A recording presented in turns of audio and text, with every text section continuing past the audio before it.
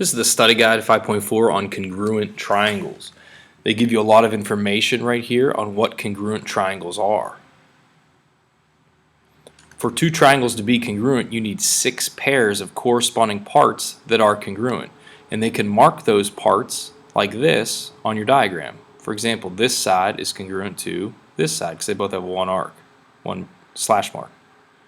This angle is congruent to this angle because they both have 3 congruent angle arcs. So they're matching.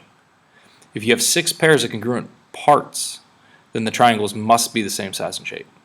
So they can tell you it this way, or they can tell you it this way. If you have a statement, then you could make these marks. And if you have these marks, then you can write this statement. And that's what we're going to do in these exercises. Complete each correspondence statement. So look at number 1.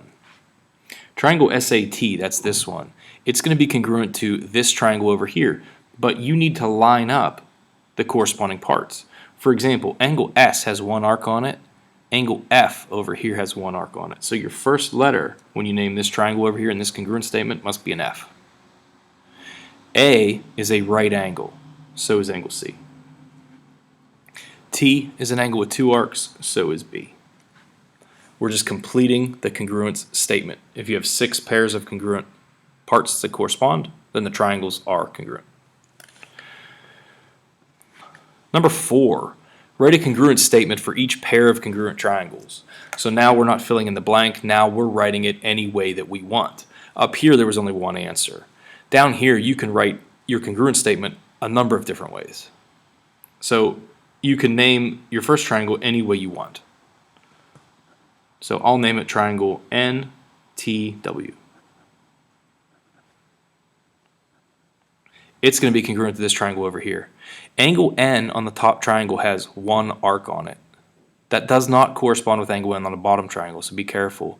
It corresponds with angle W on the bottom. T has 2 arcs, so does I.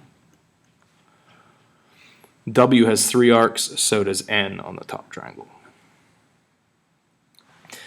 This is not the only correct answer. You can write lots of different congruent statements here. The important thing is that N goes with W, T goes with I, W goes with N. If you have that, then you're correct. The next section, we're going to draw 2 triangles, and we're going to label the corresponding parts as if these 2 triangles are congruent. So triangle EDG is congruent to triangle QRS. Complete each statement. This congruence statement tells you 6 things. It tells you that angle E is congruent to angle Q. It tells you that angle EDG is congruent to angle QRS. Segment ED is congruent to segment QR.